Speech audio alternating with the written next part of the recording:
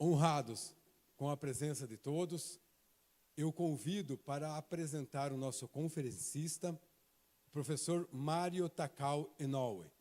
Ele que é engenheiro florestal, doutor pela Universidade de Hamburgo, Alemanha, professor titular aposentado da Universidade Federal do Paraná e professor associado aposentado da Unicentro. Membro titular da Academia de Letras, Artes e Ciências do Centro-Sul do Paraná, ocupa a cadeira número 39. Com muita alegria, saudemos ao professor Takao. Obrigado. Fala daqui mesmo, né? Bom dia a todos, desculpem pelos atrapalhos do início.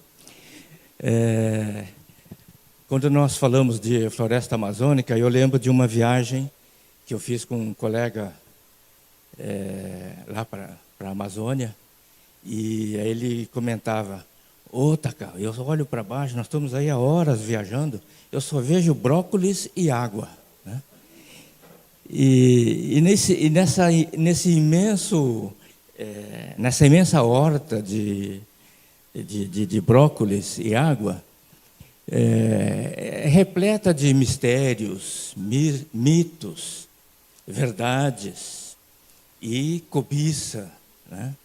Já se falou de pulmão do mundo, e fala-se até de ter um tesouro enterrado ali sobre a floresta ou dentro da floresta, uma cidade de ouro, repleta de pedras preciosas, né? Na verdade, eu acho que esse tesouro é a própria floresta, né?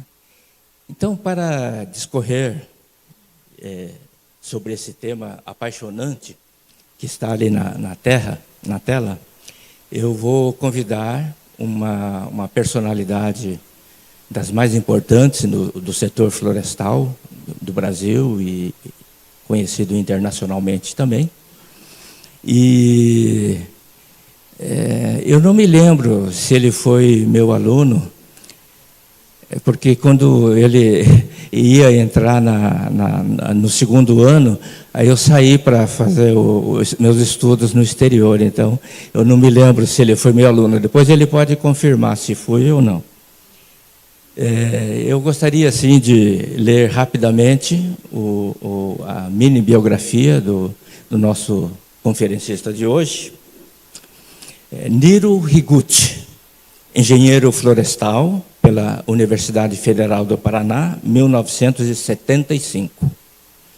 Pesquisador do Instituto Nacional de Pesquisas da Amazônia, INPA, docente permanente dos programas de pós-graduação em Ciências Florestais do INPA e de Ciências Ambientais e Sustentabilidade da Universidade Federal do Amazonas, UFAM. Membro titular da Academia Brasileira de Ciências e da Academia Nacional de Engenharia. É pesquisador, bolsista do mais alto nível do CNPq, nível 1A. Então, com grande prazer, eu convido o professor Dr. Niro Higuchi.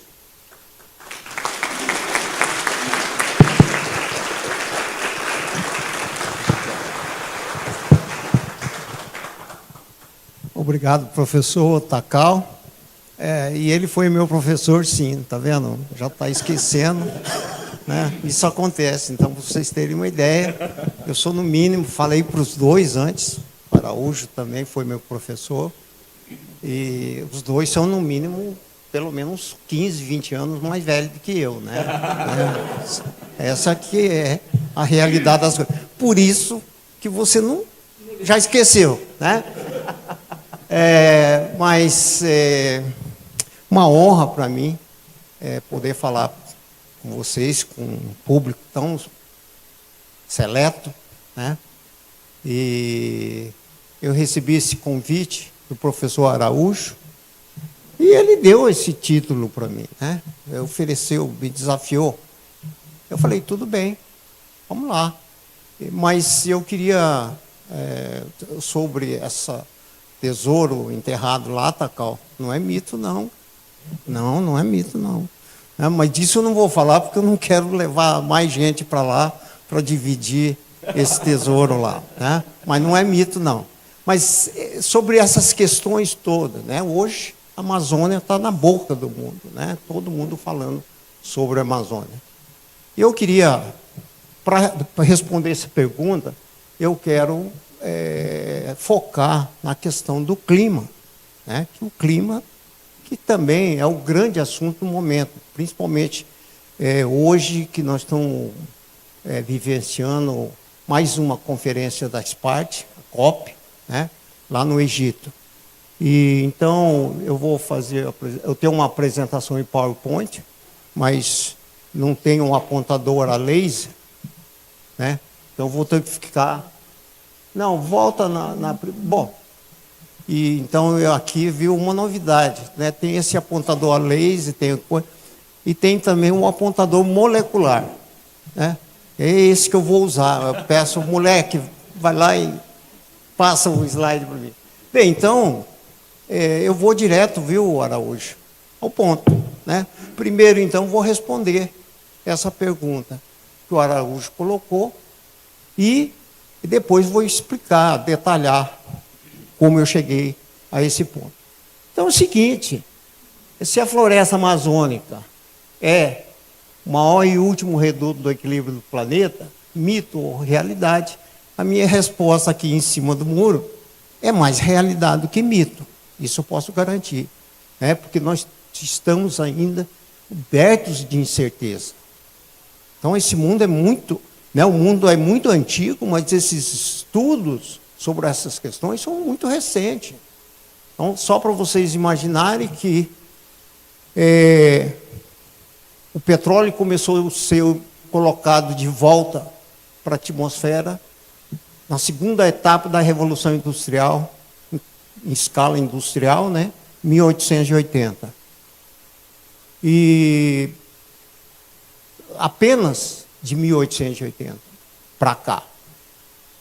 Em 1958, o meteorologista americano Charles Keeling, 1958, depois de 1880 até 1958, ele foi o primeiro a levantar a desconfiança que essas emissões dos gases de efeito estufa pela queima do petróleo poderia também estar acumulando na atmosfera. Isso em 1958. Porque até então, todo mundo acreditava que essas emissões, esses gases de efeito estufa, estavam retornando para a bacia oceânica. Ponto. Então não tinha problema. O homem estava colocando essa... E ele foi o primeiro, então. E que se estivesse acumulando na atmosfera, isso poderia aumentar a temperatura do planeta Terra. Por quê? Existe uma camada de gás de efeito estufa na atmosfera que funciona como um cobertor para a Terra, né? Só que o petróleo estava milhões de anos no fundo, no subsolo, e de repente o homem coloca de volta na forma de gases, né? Isso poderia aumentar essa camada, então poderia aumentar esse cobertor e poderia aquecer esse planeta, né? Então, se vocês sabem que sem os gases de efeito estufa, sem essa camada, o planeta a Terra teria uma temperatura média de superfície de menos 18 graus. E a Amazônia seria menos 7 graus, seria de menos 7. Então, praticamente, a vida seria muito difícil nesse planeta. Então, em primeiro lugar, o gás de efeito estufa não é ruim. O problema é o excesso. É a mesma coisa agora aqui em Irati, né? Você não dorme sem um cobertor. Mas aí você coloca 2 cobertores, 3 cobertores, 4 cobertores, aquilo que era confortável, certamente vai passar a ser desconfortável. É isso que está acontecendo. E é lógico, né, porque todo mundo pinta como o gás de efeito estufa fosse péssimo. Não, o gás de efeito estufa é bom, o problema é o excesso. O cobertor é bom para o inverno, mas depende do calor, não é bom. E, por exemplo, na Sibéria, por exemplo, estão adorando esse aquecimento global. Né? As terras são mais produtivas para eles também. Tem mais calor lá naquela terra. Então, e com isso cria-se muita fantasia. Né? E a floresta está no centro disso tudo. Eu vou mostrar aqui para vocês que o que acontece, que só para vocês terem uma ideia, voltando um pouco, então, em 1958, esse americano levantou essa hipótese, e o painel intergovernamental sobre mudança do clima, criado pela ONU, pela Organização Meteorológica Mundial e pelo Programa das Nações Unidas para o Meio Ambiente, só foi criado em 1988, 30 anos depois. E, imediatamente, o IPCC, o painel, ele fez o primeiro inventário de emissões. E nesse primeiro inventário de emissões, eles constataram que quase 50% das emissões estavam indo para a atmosfera. Né? Então, imagina que é tão recente isso em 1989, 1990, pouco antes da Rio 92, pouco antes da Convenção do Clima. Naquela época, mais de 20% dessas emissões era considerado um carbono perdido, né? Missing, né? Não de perdido, mas sem saber de onde, para onde estava indo. Né? E hoje a gente sabe, né? Isso em 1990, o mundo não tinha certeza para onde ia.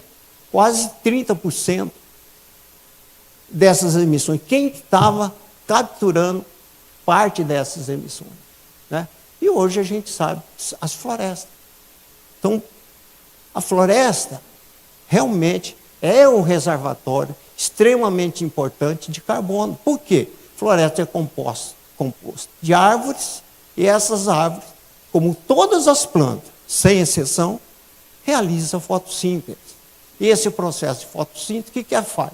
Retira o CO2 da atmosfera e fixa nelas mesmo, produzindo os carboidratos, os açúcares, né? Que nada mais, no caso da árvore, é a madeira, que basicamente composta de lignina, celulose e hemicelulose. Basicamente isso daí.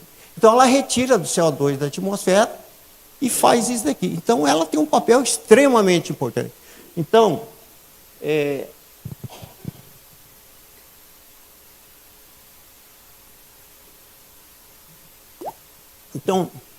respondendo a sua pergunta, é mais realidade do que mito, certamente. Agora, nós precisamos melhorar as nossas estatísticas. Né? Agora, uma certeza aqui, que o sistema climático da Terra estaria muito pior se não fosse a floresta amazônica, sem a floresta amazônica. Isso nós podemos ter certeza absoluta. Próximo, por favor. O meu apontador molecular não está... Aqui. Volta. Pô, volta. Não. A segunda. Aí. Não. Só uma.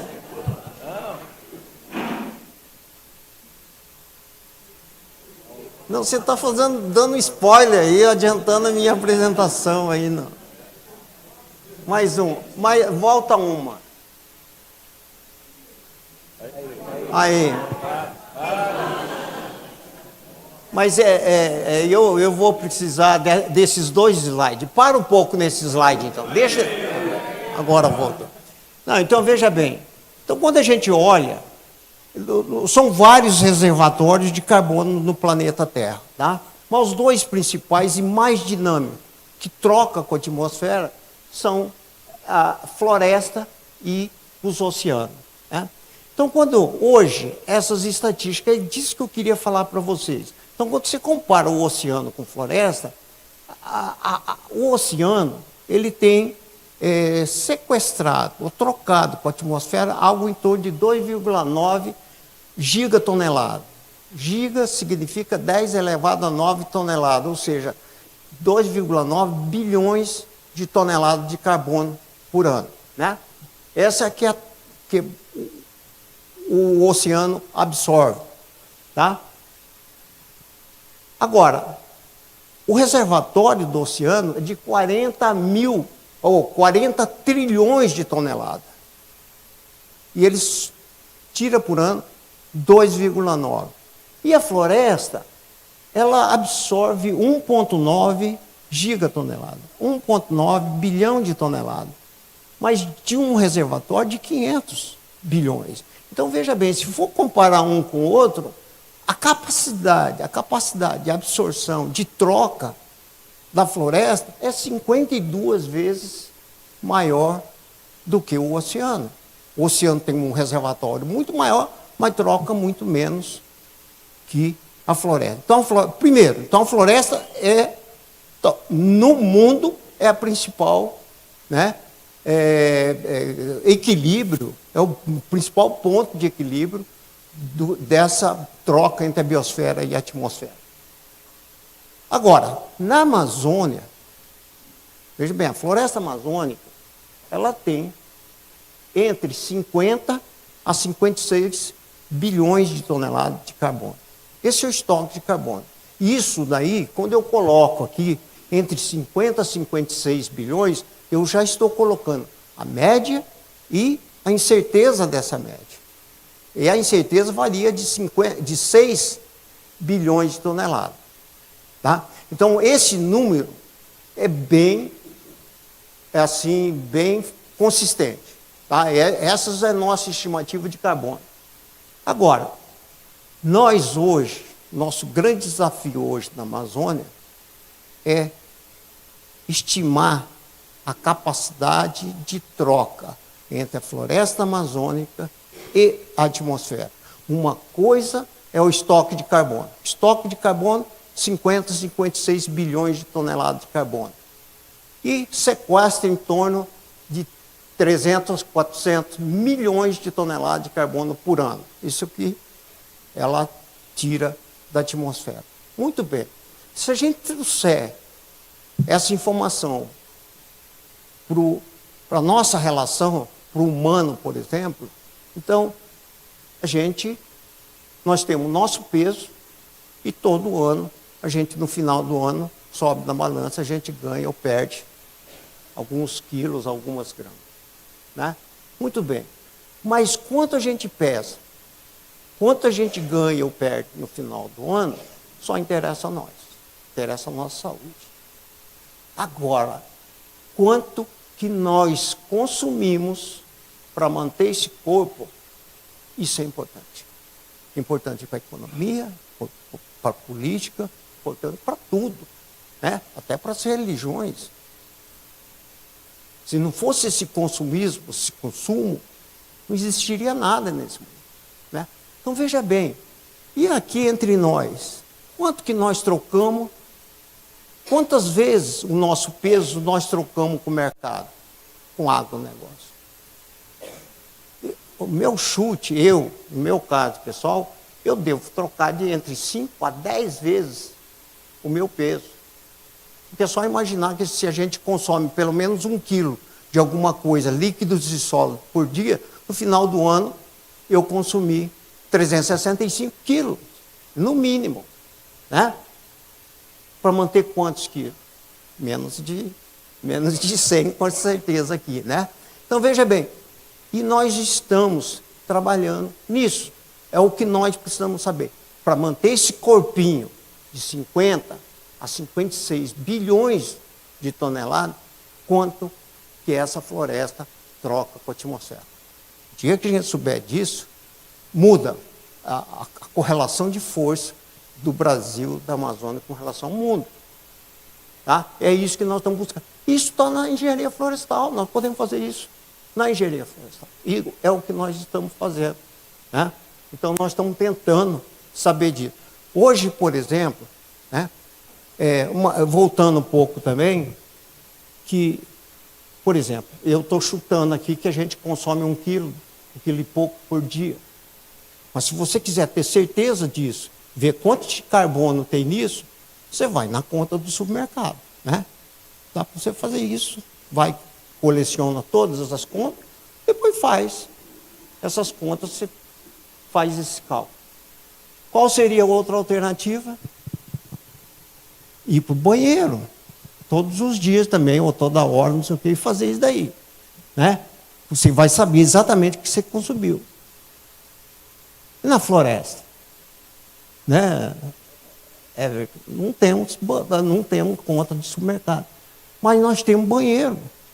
A floresta excreta também, o tempo todo. E ela excreta pela respiração, por exemplo. Né? Ou pela queda das partes das árvores. Né? Então, esse é o nosso trabalho. E esse trabalho nosso, nós estamos muito próximos de chegar a isso. Nós já temos para a água. A água chega a trocar até 12 vezes. Até 12 vezes. Agora, o mais importante hoje, por causa da... Eu acho a água mais importante do que o carbono. Né? Mas hoje, por causa da convenção do clima, todo esse papo, nós estamos atrás de fazer essa estimativa do carbono. Então, vocês imaginam, se trocar 5 vezes, eu estou falando de uma troca. Nós temos 50 bilhões de toneladas, nós estaríamos falando de 250 bilhões de toneladas por ano. Aí essa correlação de força muda completamente. Próximo, por favor. Então, até essa apresentação vai ficar aí, né? Então, aqui tem os vários reservatórios. Eu até coloquei aqui, porque aqui nós estamos falando com acadêmicos, com professores e alunos de ciências ambientais e florestais. Então, aqui eu até coloquei o grau de confiança dessas estimativas.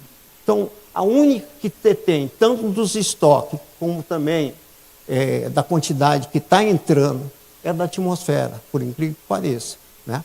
Então, nós temos esse estoque aumentando numa ordem de 5,2 bilhões de toneladas de carbono por ano. E quero lembrar também o seguinte, que a métrica utilizada na mudança do clima é CO2, é equivalente, né? Ele se transforma tudo em CO2 equivalente. Então a gente tem que lembrar o seguinte, que a árvore tira o CO2 da atmosfera e fixa. Então quando a gente mede na realidade o carbono. Agora esse carbono, né, ele enquanto a planta estiver viva, é o carbono na forma de celulose, hemicelulose e lignina. Agora quando você derruba e mata essa árvore, ela vai devolver para a atmosfera aquilo que ela acumulou ao longo de sua vida. E ela pode devolver na forma de CO2, que tem carbono em sua forma, e pode devolver também, pela decomposição, devolver metano, que é CH4, que tem carbono também em sua composição. Então, de qualquer maneira, ainda a gente tem que considerar que a floresta tem esse papel ambíguo. Né? Ela é sumidouro de carbono quando viva, mas quando morta, ela passa a ser fonte de emissão também. Próximo, por favor. Bom, respondida a pergunta, agora eu vou fazer a minha apresentação, né, clássica, né, de professor, que a gente costuma fazer. Então, vou falar da Amazônia e a floresta amazônica. Né? Primeiro, caracterização geral. Próximo, por favor. Bom, primeiro são várias Amazônias. Próximo. Então, primeiro a Panamazônia, né? Do Tratado de Cooperação Amazônica. Então, nós temos vários países, né, que têm Amazônia. Próximo, por favor. Aqui, em números, né, a única atualização aqui em relação à população é do Brasil, a Amazônia brasileira. Então, aqui também, por esses números, a gente também entende um pouco por que fora do Brasil, a Amazônia é confundida com o Brasil e Brasil é confundido com a Amazônia. Todo mundo pensa que só tem a Amazônia no Brasil e pensa que o Brasil inteiro é a Amazônia, né? Mas a justificativa é essa, né? Que o Brasil tem quase 60% do território brasileiro é a Amazônia. 60% do território brasileiro é a Amazônia. E 66% do território amazônico é brasileiro. Então, a maior parte da Amazônia está no Brasil. E a maior parte do Brasil é a Amazônia. Então, daí também a razão. Mas então são todos esses países que compõem o Tratado de Cooperação Amazônica, que é o território amazônico. Próximo. A Amazônia é legal. Isso é uma divisão geopolítica e foi feito na década de 70 em cima justamente da atuação da Superintendência de Desenvolvimento da Amazônia. Isso envolve os estados do Acre, Amapá, Amazonas, Mato Grosso, Pará, Rondônia, Roraima e Tocantins e parte do Maranhão, né? Então aqui a gente vê, por exemplo, que todo o Mato Grosso, todo o Tocantins é considerado Amazônia. E aí você vê também, aqui tem estados do Nordeste, no caso do Maranhão, estado do Centro-Oeste, no caso do Mato Grosso, e o do Norte, né? Os estados do Norte. Próximo, por favor. Próximo.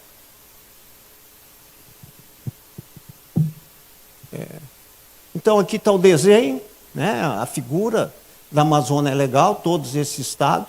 Então aqui você vê um pedaço do Maranhão, todo o Tocantins e todo o Mato Grosso. Próximo.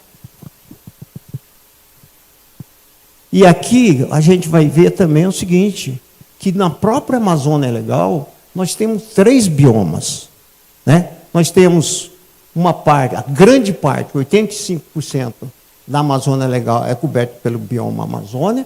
Tem uma pontinha no Mato Grosso, que é o bioma Pantanal, e ali, grande parte do sul do Mato Grosso, todo praticamente Tocantins e uma parte do Maranhão, que são bioma cerrado. Próximo. Aqui em números, né? Aqui nós temos esses números aqui, de cada estado da Amazônia Legal. Área total 5 milhões de quilômetros quadrados. E a área do bioma Amazônia. E ali tem os percentuais de cada estado coberto pelo bioma Amazônia. Então, vê que Maranhão tem 34% e Tocantins só tem 9%. O Rondônia, 99%, e Mato Grosso, 54%.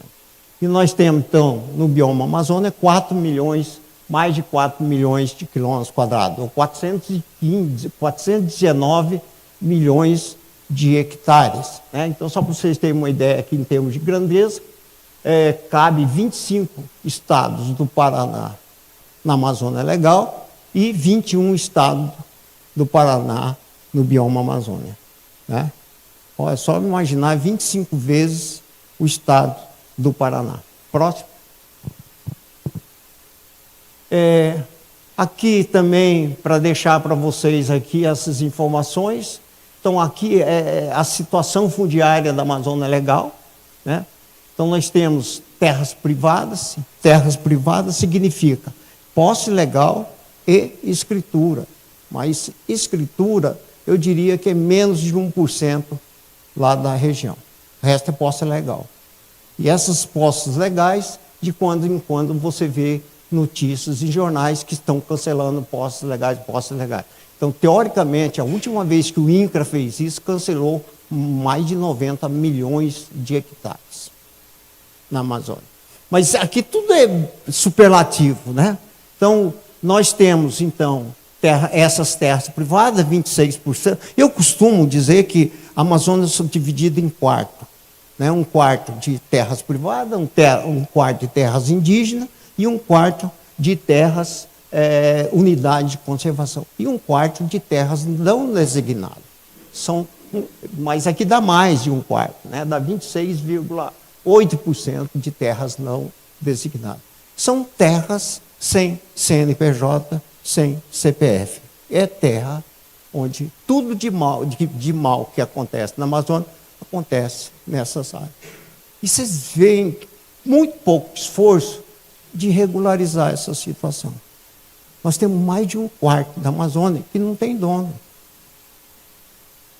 Então é difícil você fiscalizar isso daí, né? Próximo, por favor. Então, a geologia da Amazônia, né? Então nós temos uma grande planície amazônica, mas nós estamos entre 2 escudos, o escudo brasileiro e o escudo guianense, né? E que são mais altos, por exemplo, até falando um pouco de mito, o mito da homogeneidade, né, da coisa. Mas não é. O pico mais alto do Brasil está justamente na Amazônia. Próximo, por favor. Bom, essa é a fisionomia da floresta amazônica, que, veja bem, a floresta, qualquer floresta, essa floresta que está aí fora, de acordo com o Código Florestal, é um bem de interesse comum a todos os brasileiros. Né? E o bioma Amazônia é um patrimônio nacional. Então, veja o tamanho da responsabilidade que você deixa um quarto, mais de um quarto dessa área sem designação. Continuando sem designação. Próximo, por favor. E aqui, nós datamos árvores que estavam numa serraria. Então, veja bem, a idade média das árvores que estão cerradas na Amazônia é de 490 anos de idade. 490 anos. Encontramos uma mais velhinha de 1.400 anos de idade. Essa é a última informação que nós temos. Isso foi feito com carbono 14, tá? E com o mesmo grupo que datou o Santo Sudário. Né? Você sabe que o Santo Sudário foi datado com carbono 14 também. Próximo, por favor. É isso aqui, por exemplo, né? Eu até criei, né? Tem um livro nosso lá sobre a Amazônia e suas múltiplas dimensões. Eu até criei o mito das árvores gigantes, né? Porque todo mundo vai lá, não é Herculano, você que foi lá, você só deve tirar foto do lado de árvores grandes. Tem muitas árvores. Isso passa para os outros, né? Mas o jeitão da floresta amazônica é isso daí. Né? Tá? Próximo, por favor. Aí, essa é outra. Próximo. Aqui também você pode encontrar áreas, sim, com areia, alagado, rochas, mais ao norte do Amazonas. Assim, aqui, mas nós essa árvore mais velha, uma mesma árvore, a mesma espécie, é um jequitibá, isso, um cariniano, né? E ali na Amazônia a gente chama de castanha de macaco. É uma árvore com esse tamanho que nós datamos, porque não é a que datamos, infelizmente, estava na serraria. Mas é mais ou menos igual a essa, com esse tamanho, da mesma espécie, 1.400 anos de idade. Então nós temos essas árvores grandes, sim, né? Mas quando vocês forem visitar a Amazônia, tirem também foto com as pequenininhas também, que elas são maioria lá na coisa. Próximo, por favor. Olha, é incrível, né? Você vê como é que nós vivemos, como é que está o conhecimento nosso sobre a Amazônia.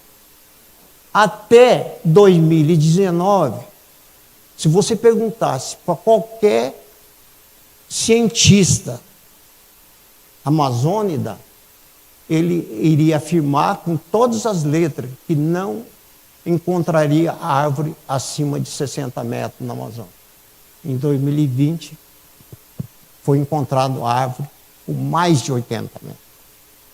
Então, nós temos gigantes, igual lá do Parque das Sequoias, nos Estados Unidos, nós temos árvores com mais de 80 metros depois. Isso é de 2020. Né? Isso graças ao quê? Graças, porque até então a gente vivia do projeto Radan. Nós vivíamos das imagens de Landsat. E esse recobrimento foi feito, esse imageamento foi feito com laser, o LiDAR. Né? E, desconfiado, viram pontos sobressaindo na imagem e foi feita uma busca. Né? É uma busca de 20 dias para chegar a essas árvores que foram encontradas. Isso foi em 2020 e é próximo, por favor. E agora, em 2022, aí, em outubro, porque eles foram encontrar um conjunto de árvores com mais de 80 metros. Mas aquela de 88 metros que eles tinham visto e medido, né, na imagem, eles não tinham achado. Aí eles foram lá e finalmente encontraram. E essa é uma turma de pesquisadores do INPA também foi, nós participamos disso, de Minas Gerais, de Diamantina, e o pessoal do Amapá. Né? Tá aí. Então, nós temos gigantes como as florestas sequoia da costa oeste, sabe? Próximo. Ó, tá vendo? Então, eu, em 1975, você sabe, é o Malinowski ali, não? E uma, né? Então, eu fiquei mostrando essa foto para todos os meus amigos e parentes, e eu ajudei a propagar esse mito das árvores gigantes. Tem gigantes, tem, mas a maioria são aquelas outras que eu mostrei para você. Não se decepciona quando você chegar na Amazônia e falar, cadê as gigantes? Mas um pouquinho de paciência, questão de 5, 10 minutos, você vai encontrar uma gigante, mas não são tão abundantes assim. Próximo, por favor. Agora, como essas florestas estão sendo tratadas? Né? Vamos lá, próximo. Então, aqui nós temos os principais usos da terra: agropecuária, exploração mineral, hidroelétricas, estrada, exploração seletiva de madeira. Próximo, por favor. Então, aqui tem o resultado do desmatamento desde 1977. Eu consegui recuperar essas informações até 1988. Foi um panfleto que o INPE divulgou durante a Rio 92. Tá? E se você hoje buscar no Google qual o desmatamento acumulado da Amazônia, tem vários números. Mas eu me baseei naquele panfleto que é oficial e continuo monitorando no site do INPE. Então, essa informação é uma informação oficial. Aqui também mostra a dinâmica, várias situações, a criação do IBAMA, a Rio 92, a crise subprime nos Estados Unidos, que contaminou o mundo inteiro, tudo, o último Código Florestal, e aqui no meio nós temos a média, né? E embaixo, a estimativa mínima provável e a estimativa máxima provável. Então você tem que olhar, por exemplo, olhando historicamente aqui, tem muita gente concentrando nesses últimos 3 anos, né? Mas se olha para trás aqui, isso não é nada interessante para o Brasil, essa quantidade de área desmatada da Amazônia. Então, eu acho que isso não é motivo de ficar dizendo, tanto para o bem como para o mal, é tentar refletir, tentar mudar de atitude com relação a esse desmatamento, que é muito grande. Né? A outra coisa também que eu costumo dizer é o seguinte, próximo, por favor. Aqui também tem os números de focos de calor desde 1998. Tá? E quando a gente fala em queimada, na realidade, essas queimadas são avaliadas a partir de focos de calor, do satélite meteorológico. Tá? Então, aqui também você tem uma ideia da série histórica, e que não é pouco, né? Mas esses últimos anos foram ruins, foram péssimos, mas tivemos anos piores ainda do que esses últimos 3 anos. Tá? E olha, não tem nada a ver com esse governo, nem com o próximo e nem com os anos anteriores. Tá? Eu trabalho para o governo, mas sou um pesquisador que trabalha por conta do conhecimento, independentemente de cor da cor. Próximo. Agora, quando a gente olha, né, esses quase 20 anos, você vê que a Amazônia, como eu falei, representa 60% do território brasileiro e contribui com 8% da formação do produto interno brasileiro. Né? Isso com todo esse desmatamento da Amazônia. Com todo esse desmatamento da Amazônia, então são 83 milhões, são 4 estados do Paraná que já foram desmatados na Amazônia. Mas para que nós desmatamos? Riqueza não trouxe. Né? E quando você olha, por exemplo, no PIB per capita, o da Amazônia é bem inferior do PIB per capita nacional, médio. Ou seja, não gera riqueza, não distribui renda e, pelo jeito, também não melhora as condições socioeconômicas. Que o IDH da Amazônia também é menor do que a média nacional. Que a média nacional, convenhamos, não é nenhum motivo de orgulho. Mas o da Amazônia é ainda pior.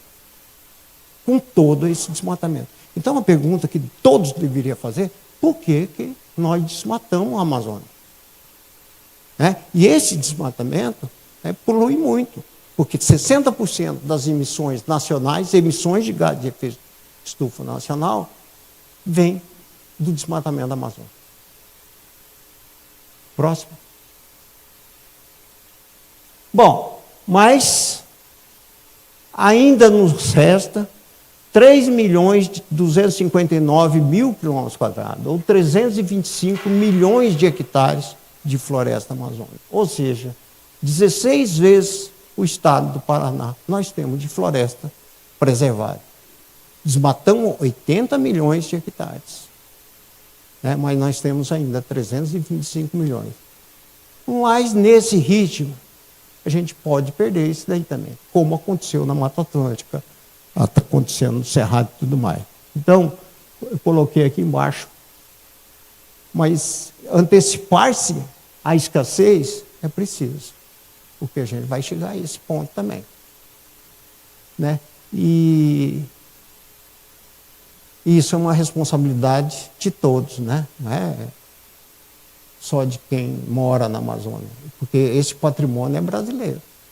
Então, e como eu mostrei para vocês, desmatamento não traz riqueza, não distribui renda. Próximo, por favor. Agora eu vou falar um pouco de mitos, ilusão do conhecimento e tudo mais. Próximo. Então, tudo começa realmente com o nome, E impressionante com o nome das míticas Amazonas, E que, na realidade, parece o que essas Amazonas despertavam para os antigos, desperta também para o mundo moderno. Muita fantasia e muita cobiça também. Existe também sentimentos, vamos dizer, de certa, até eu diria, de certa nostalgia em relação à Amazônia. Porque a Amazônia, apesar do desmatamento, apesar disso tudo, ela está em grande parte preservada. Então, você imagina, por exemplo, na área onde eu trabalho, uma área de 21 mil hectares, um sítiozinho de 21 mil hectares de floresta virgem, onde os igarapés, os pequenos rios, os riachos, foram todos batizados por nós. E está a menos de 100 quilômetros da cidade. Em linha reta, menos de 60 quilômetros da cidade. E os igarapés, quando nós chegamos lá, não tinha nome. Próximo, por favor. Então, aqui, veja bem, o mito da homogeneidade, por exemplo. Então, a gente pensa logo na planície. Então, vocês imaginam, o rio Amazonas, quando entra no Brasil, em Tabatinga, ele entra, a altitude de Tabatinga, na área, no rio, é de 63 metros acima do nível do mar. Ela percorre 3.100 quilômetros até o mar, até o oceano. 3.100 quilômetros com uma queda de 63 metros. Irati está a 812 metros acima do nível do mar. E o mar, ou pelo menos Paranaguá, está a 286 quilômetros. Então, quando você vê 63 metros de queda em 3.100 quilômetros, você pensa que tudo aquilo ali é plano. Mas não, claro que a topografia não é tão uniforme assim. Então, essa imagem da homogeneidade, ela tem corrido o mundo e tem se perpetuado por aí. Próximo, por favor. Vazia, O mito da Amazônia é vazia. Então, nós temos 123 milhões de hectares destinados às terras indígenas, uma população de 352 mil pessoas. Quer dizer, nós temos uma densidade populacional muito baixa, mas não é vazio, está totalmente ocupado a Amazônia. Próximo, por favor. Aqui, trouxe aqui algumas imagens, daquela ponta do Amazonas, ponta do Brasil, que em vermelho, O nome daquilo ali, daquela região, é Cabeça do Cachorro, né? Não sei se vocês conseguem adivinhar por que é conhecida como Cabeça do Cachorro. Mas, então, ali, por exemplo, no município, são 109 mil quilômetros quadrados. Metade do estado do Paraná, mais da metade do estado do Paraná. Apenas um município. Uma população de 47 mil pessoas e 90% da população é indígena. Indígena, declaradamente indígena. Tá? E é o único município do Brasil que tem 4 línguas oficiais. 4 línguas. É o único município do Brasil que tem mais de uma língua oficial. É esse município de São Gabriel da Cachoeira, que tem o português, o Nhangatu, o tucano e o baniwa. E tem mais de 30 línguas diferentes. Tem aproximadamente umas 30 etnias e tem mais de 30 línguas. Essa é a característica desse povo. Tem também esses ribeirinhos aí. Volta um pouco, um outro slide. Aqui, por exemplo, é um trabalho que a gente fez lá. Esse com uma camiseta na cabeça é meu filho, né? E o pessoal que nos ajudaram ali, essas pessoas aí são indígenas da região. Então, e também aqui mostra o contraste né, do pessoal que trabalha lá e do Rio Negro, né? A praia, uma praia no Rio Negro. Próximo, por favor. Aqui também nós temos muito, são os ribeirinhos, né? Ribeirinho. Esse ribeirinho tem assim um detalhe muito curioso, porque esses ribeirinhos, eles são locais. E o meu chute é que 90% são indígenas. Mas para ser indígena, você primeiro tem que se autodeclarar indígena, tá? E depois a FUNAI faz um trabalho social, antropológico, para definir a etnia dele e outras coisas mais. Mas veja bem, agora, tem gente lá, você tem fomentos, de certa maneira, alguns incentivos da FUNAI, outros do INCRA, outros do ICMBio, não sei o quê. Então, o da FUNAI é exclusivo para indígenas. O do ICMBio, do INCRA, é para ribeirinhos, ou populações locais. Então, uma mesma família indígena decide, eles tomam a decisão, olha, vamos fazer o seguinte, para aproveitar tudo, metade vai se declarar indígena, outra metade não indígena. E nós temos isso na Amazônia, por isso que é muito difícil. Às vezes na cidade de Manaus, por exemplo, é muito difícil. Muito difícil você saber quem é indígena ou não indígena. Tá? Bom, mas enfim, esse tipo de pessoal do interior, mas esse é considerado ribeirinho. Aqui numa comunidade que a gente trabalhou, e essa bonitona aqui é a minha mulher, viu? E, que ganhou esse presente aí nessa comunidade. Próximo, por favor. Aqui, outra questão da homogeneidade, de mito, da Amazônia é vazia. Então, a população da Amazônia é de 28 milhões, isso atualização de 2017, né? Então, nós temos, está ocupados, inteiramente ocupado a Amazônia. A questão é da densidade populacional. Por exemplo, na Amazônia Legal é de 5,7 habitantes por quilômetro quadrado. E aqui, no Paraná, por exemplo, é 58,19 habitantes por quilômetro quadrado. Que existe, naturalmente, em termos de distribuição, a densidade populacional muito grande. Próximo, por favor. Bom, outros mitos.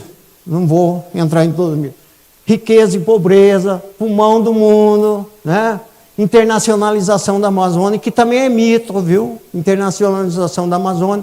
A gente tem que sempre pensar em internacionalização como a Antártica. Aquilo é uma região internacionalizada. Então, vão fazer isso na Amazônia? Não vão, não é possível fazer isso. Tá? Uma ocupação militar, isso é outra história, mas internacionalização é aquilo que nós temos na Antártica. Tem do Boto Tucuxi, né? Também, que essa é famosa também, mas o governador, que era o famoso Boto Tucuxi, já faleceu, então diminui um pouco. E o Mapinguari também, é uma lenda lá. Não, o Botucuxi, pô, sacanagem, não. O Botucuxi é o seguinte, que no interior, né, nessas beiras de rio, toda moça que engravidava era o Botucuxi. E o Botucuxi, porque o boto se transformava num homem, de chapéu branco, terno branco, e engravidava as moças do interior. E como o governador do estado tinha filho em todas as calhas da Amazônia, do Amazonas, e o apelido dele é famoso Botucuxi, por essa única razão. Bom, mas de qualquer maneira, mito, né, a gente convive com isso numa boa. Né? Mito. Agora, próximo, por favor. Agora, o problema nosso, né, é a ilusão do conhecimento. Como dizia Steve Hawking, mas essa frase é desse Daniel Bernstein, né, que o maior inimigo do conhecimento não é a ignorância, é a ilusão do conhecimento. Tá? E esse problema, na minha opinião, é bem mais complicado que fake news, principalmente na área climática. E são tantas fake news que a gente nem leva... Eu sempre lembro, para mim, fake news de verdade mesmo, era aquela história que chupar manga e tomar leite fazia mal, né? E convivemos com isso quantos anos? Quem soltou essa? Ninguém... Mas era uma, duas, agora são milhares por dia. Então não tem. Fake news não é mais, eu não diria que seja problema. Próximo, por favor. Então, começa aqui nessa área climática, eu começaria citando o Nostradamus italiano, Matteo Tafuri. Ele era astrólogo, filósofo e médico. Então, não é um ignorante. Ele fez essa profecia que é sobre a praia de Salento, ao sul da Itália, né? Salento de Palmeiras e vento sul moderado. 2 dias de neve, 2 relâmpagos no céu. Eu sei que o mundo acabará, mas não sentirei saudade. Bom, salvo engano, o mundo não acabou, né, ainda, né? E veja o que aconteceu. Próximo, por favor. 2017. Neva 2 dias em praia, conforme previu a profecia apocalíptica de Nostradamus italiano, em Salento. Né? 2 dias nevou lá. E, salvo engano, o mundo ainda não se acabou, né? Então, veja bem, só que durou muito tempo essa profecia, né? Próximo, por favor. Olha aqui, em 1985, numa reunião da SBPC, eu quase que falei o nome do cara. O cara disse o quê lá? Em 2010, a Amazônia será uma imensidão de areia. Não é. E foi ignorante que falou? Não foi. Entendeu? Então, e isso daí ganha credibilidade. É por isso que eu estou falando, o pior de tudo é a ilusão do conhecimento. Porque a pessoa está credenciada, tem credibilidade, tem informação e fica soltando essas coisas. Próximo, por favor. Agora, por exemplo, estão falando do tipping point. E estão traduzindo tipping point como ponto de não retorno. Aqui ele diz que a Amazônia não suporta novos desmatamentos. E vai voltar, vai ter um ponto de não retorno. E a Amazônia vai se acabar. Né? Agora, próximo, por favor. De novo aqui, e cita ainda que daqui 15 a 20 anos nós já atingiremos esse ponto de não retorno. Próximo. E em 2008, foi publicado esse artigo que dizia que é possível que o clima global, eu coloquei SIC ali porque está errado aquilo ali, não é o clima global, né? Se você fala em temperatura de menos de 30 anos, você está falando de tempo. Então, não é. Então, você vê, é um paper, é um artigo científico. 15 a 20 anos, o mundo vai se resfriar. Aí, foi logo depois do quarto relatório do IPCC, eu falei, não é possível. E comecei a acompanhar a temperatura. Mas só que aqui ele falou em 15, 20 anos. Eu tive que esperar durante 11 anos. Né? Metade de 20, o limite superior dele, mais um. Para ter certeza que, estatisticamente, ele estava errado. Não precisaria fazer mais nada, ele estava errado. E tive que esperar. Então, durante esses últimos, nos primeiros 11 anos, ele esteve errado. Eu continuei até 2021 e ele continuou errado. E ele vai estar errado até os 20 anos que ele disse. É um artigo científico. Isso correu o mundo, correu as academias e tudo mais. Né? E você vê que, curiosamente, nos últimos 8 anos, foi os 8 anos mais quentes desse planeta, desde 1880. Próximo.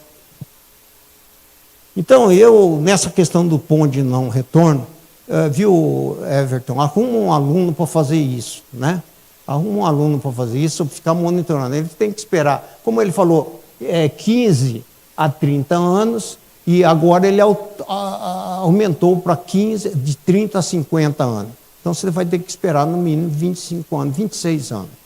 Tá? Escolhe um aluno novinho aí para fazer essa coisa. Mas, na minha opinião, a chance de estar errado é muito grande. Me desculpa, mas muito grande. Tá? Próximo, por favor. E continuo aqui também com, de novo, né, ponto de não retorno. Próximo, por favor. Seguir em frente. E tudo isso associado com mudança do clima e com desmatamento. Aqui também eu peguei isso desse podcast da Renata Lopretti, que ela ia entrevistar uma cientista, não sei o quê, né? E a chamada era justamente isso, que o desmatamento acelerado da floresta amazônica está no topo das preocupações globais com o aumento das temperaturas e os eventos e fábrica de chuva, acelerador de mudança de clima, tudo mais. Essa é a chamada desse podcast, né? Eu entrei em contato com ela, mas ela não me respondeu. Porque eu iria alertar, falar, você está errado, não vai por esse caminho que está errado, mas não me respondeu. Próximo, por favor.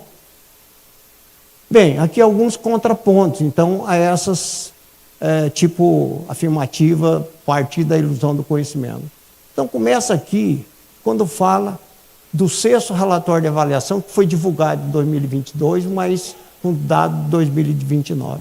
Então, o que diz o IPCC aqui? Então, são vários setores que contribuem com as emissões de gases de efeito estufa, e o setor da agricultura, mudança do uso da terra, que é desmatamento, e floresta, contribui com 11% das emissões globais. Então, emissão de gás de efeito estufa está associada ao aumento de temperatura, e que não é bom, que está aumentando as emissões, está aumentando a temperatura. Só que esse setor todo, inclusive a agricultura, contribui com 11%. Então, se a gente parar de produzir alimento, parar de desmatar, parar de tudo, nós vamos resolver 11% do problema global. E os outros 89%?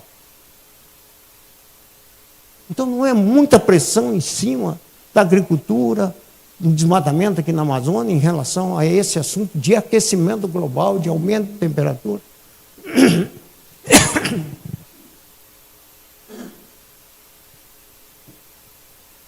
Próximo, por favor. Uma outra fonte, ela discrimina esse setor e chega à conclusão que o desmatamento tem contribuído com 2,2%.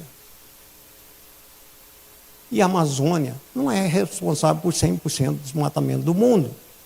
Então, mas mesmo que fosse, nós estaríamos falando de 2%. E os outros 98%? Quem que vai resolver o problema? Então é muita pressão, isso é um ponto de não retorno por causa de desmatamento, mudanças climáticas por causa de desmatamento. Não, é o contrário, é o contrário. Os outros 98% das emissões é que estão afetando a Amazônia. E não, se esse ponto de retorno chegar para a Amazônia, não vai ser pelo desmatamento, vai sim pelas as outras 98% das emissões. Próximo, por favor.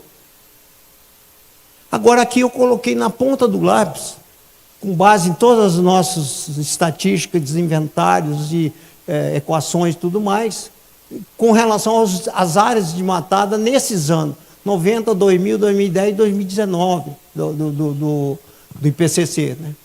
Então, em 2019, a contribuição de desmatamento foi, de fato, 1,06% das emissões globais. Então, é muita pressão em cima disso daqui. Agora, foco errado. Não estou defendendo aqui o desmatamento, ao contrário, falei para vocês, desmatamento na Amazônia é inútil, não produz riqueza e polui muito e não distribui renda, não desenvolve a região, nada. É inútil, o desmatamento na Amazônia é inútil. E, mais importante do que isso, o desmatamento da Amazônia está matando, na minha opinião, a maior riqueza desse país, da próxima geração, que é a biodiversidade. Agora, colocar isso na conta do aumento da temperatura, aí é um pouco demais. Então, eu acho que o desmatamento do Brasil é um problema brasileiro. Próximo, por favor. Aqui tem. Eu acho que, imagino que tenha professor de matemática aqui. É que eu tenho, que tipping point é ponto de inflexão, que é isso, que pode ser mudar para cima, mudar para baixo, depois subir e assim por diante. Isso é ponto de inflexão. Não ponto de retorno. É meio estranho você traduzir como ponto de não retorno. Próximo, por favor.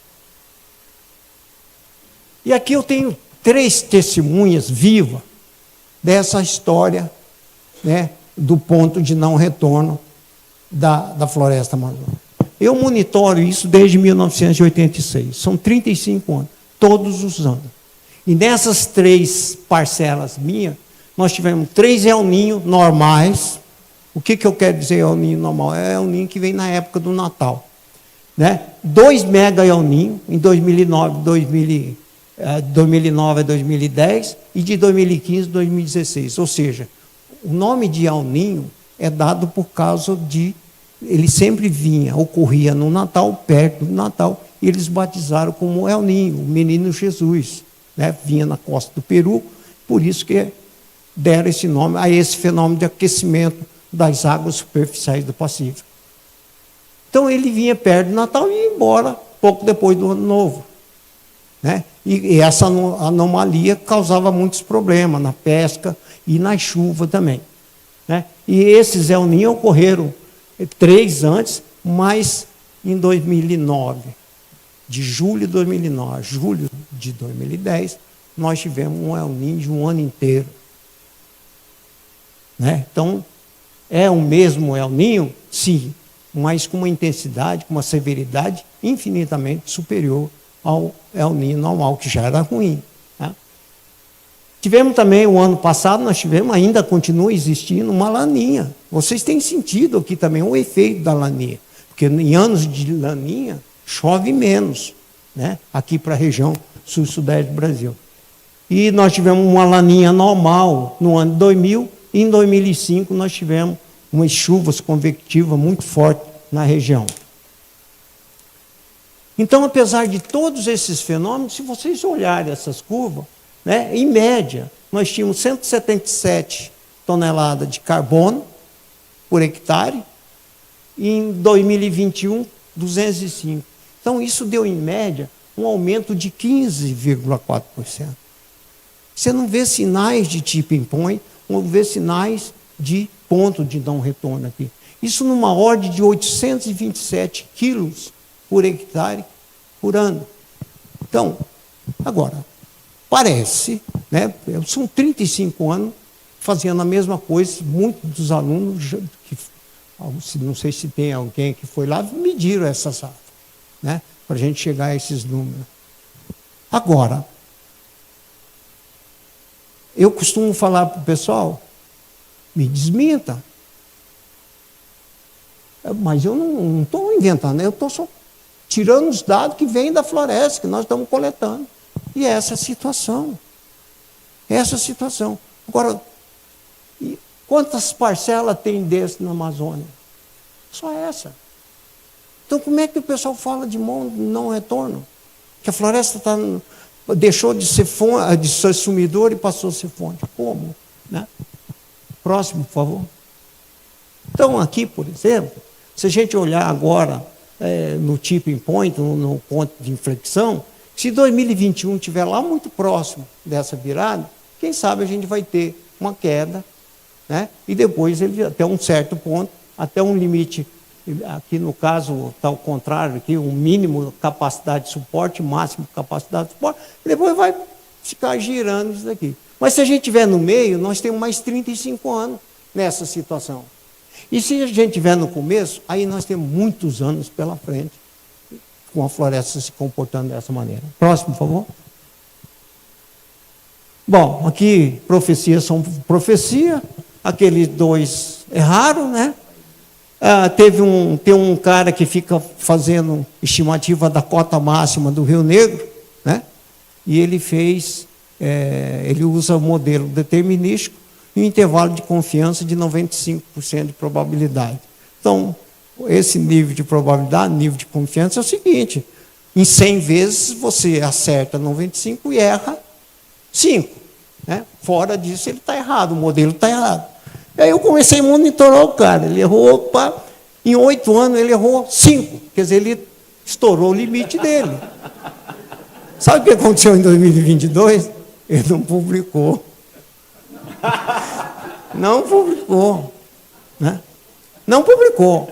Porque, não que eu esteja torcendo contra ele, até meu colega, meu amigo, mas não estou torcendo contra ele. Mas se for mostrar, isso é a ilusão do conhecimento, é modelo errado.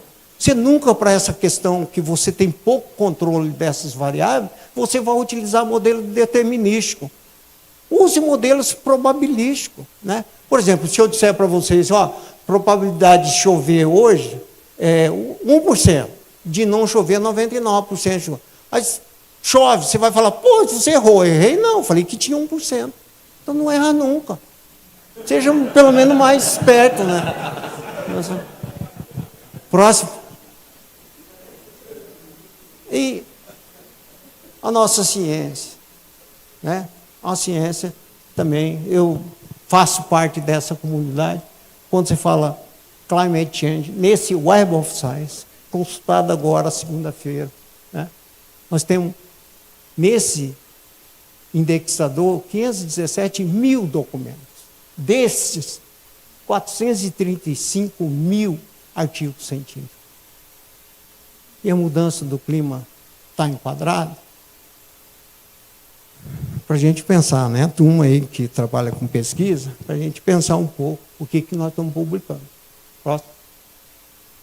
E quando você vai só exclusivamente para desmatamento da Amazônia, nós temos 4.412 documentos e 3.930 artigos. Não é pouca coisa. E o desmatamento continua solto e a gente sempre culpando os outros, né? Próximo. Bom, agora a pergunta do maior e último redutor, sob o ponto de vista de clima. Próximo, por favor. Então, a composição da atmosfera, né? 78,1% de nitrogênio, 21% de oxigênio, esses dois gases totalizam 99,1%. E outros gases, 0,9%. E o CO2, 0,04%. Então, o nitrogênio e o oxigênio, né, são extremamente importantes. Não existiria, a gente não existiria nesse planeta. Né? É importante tanto para a produção de aminoácidos, proteína e tudo mais, e também para a nossa respiração. Agora, só que do ponto de vista... Próximo, por favor. Próximo. Então, só que do ponto de vista de clima, toda a radiação que é emitida pelo Sol, ela seria totalmente refletida se dependesse do nitrogênio e oxigênio. Quem segura isso aí são os gases de efeito estufa, que, só para vocês terem uma ideia, né, o nitrogênio e o oxigênio a gente mede por 100. E o CO2 a gente mede por parte por milhão. Né? E se fosse por cento, seria 0,04%. Tá? E são gases transparentes que deixam passar radiações de onda curta e absorvem as radiações de onda longa. Então, só para vocês terem uma ideia aqui, se não fosse esses gases de efeito estufa, é isso que seria a Terra, temperatura média da Terra. E da Amazônia seria de menos 7 graus. Então, que vida nós teríamos aqui? Próximo.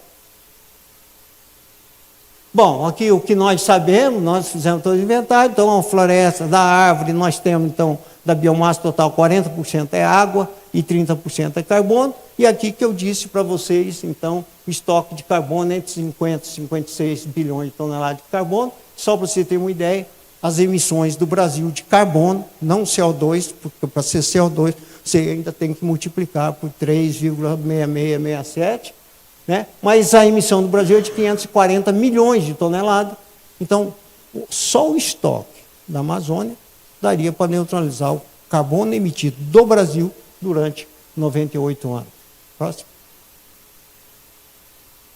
Bom, então nós precisamos entender e estimar o papel da floresta na reciclagem de água, carbono e energia. E, principalmente, essa capacidade de troca entre a floresta e a atmosfera.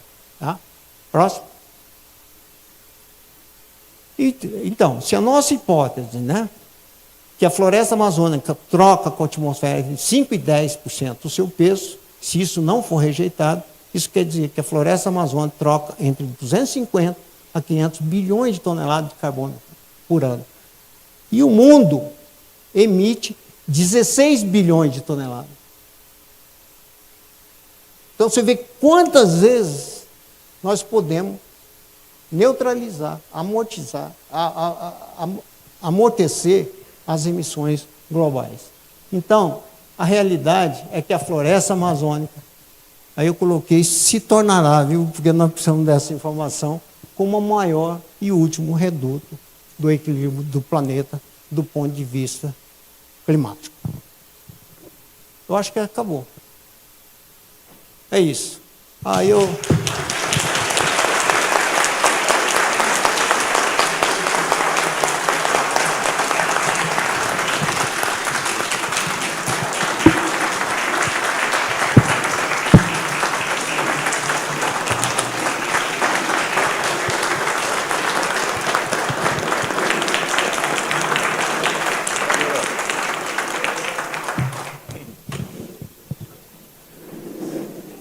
Muito obrigado, Niro, por esta brilhante aula.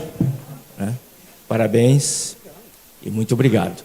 Nós estamos assim com o horário bastante avançado, claro, em função de problemas técnicos, mas gostaríamos de manter a nossa programação dentro do cronograma previsto.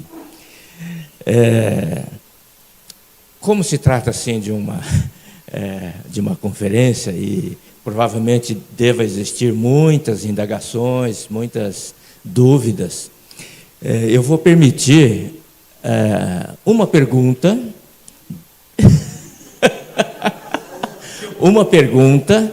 e depois, durante o intervalo, aqueles que quiserem esclarecer, pode fazer o esclarecimento diretamente ao palestrante. Então, quem levantou rapidinho, a primeira aqui, uma única pergunta, por favor, bem rapidinho.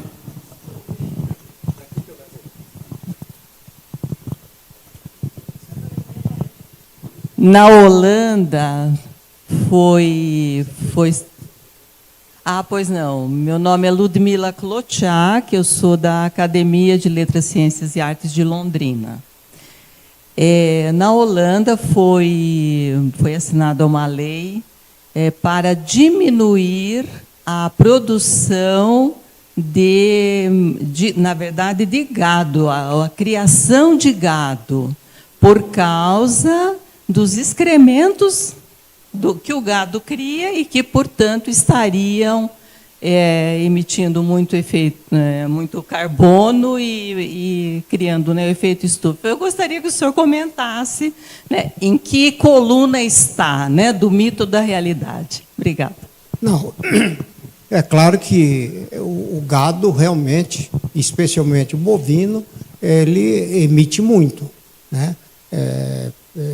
Justamente até pelo arroto dele, isso está comprovado, né? Então isso é verdade. Agora, o que nós precisamos, a ciência está aí para isso, né? Nós precisamos trabalhar com melhoramento de espécies para que elas possam emitir menos, porque não dá para a gente viver sem essa proteína, né? Nós temos que trabalhar essa questão. Agora, a gente tem que ter um pouquinho também de cuidado para simplesmente condenar uma atividade diretamente. Porque a gente tem que lembrar, até o gado, né, esse que polui muito, ele, para produzir essa proteína, as alimentações dele, ele é vegetariano. Ele é vegetariano, né? Ele não come proteína, é vegetariano.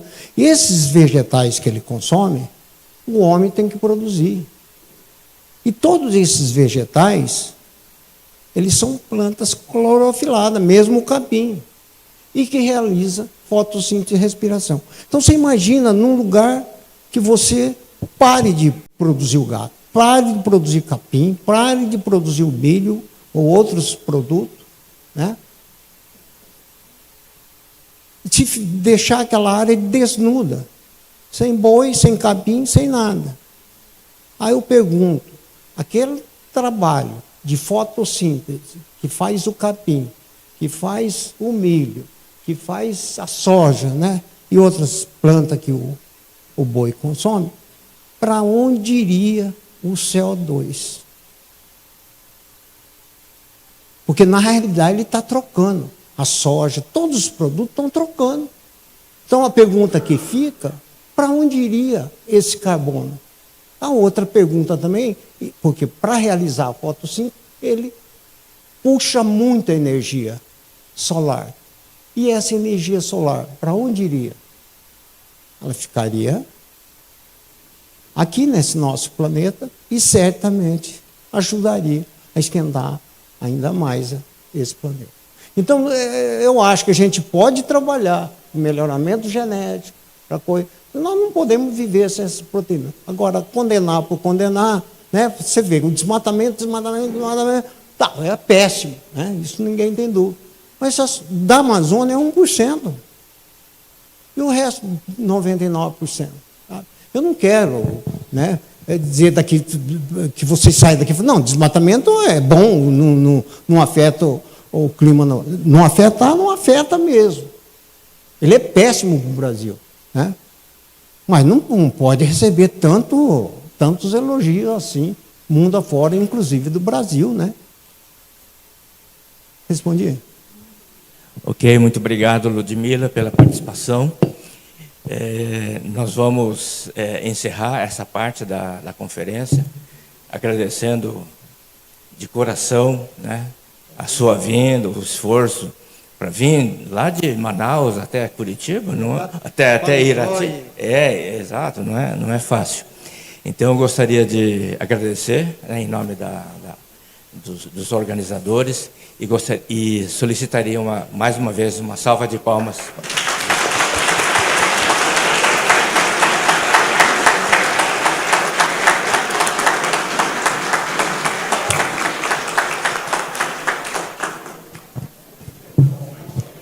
Professor Lino, pela nossa academia, também estendo em nome da ALCA, que é a Associação das Academias, o nosso muito obrigado.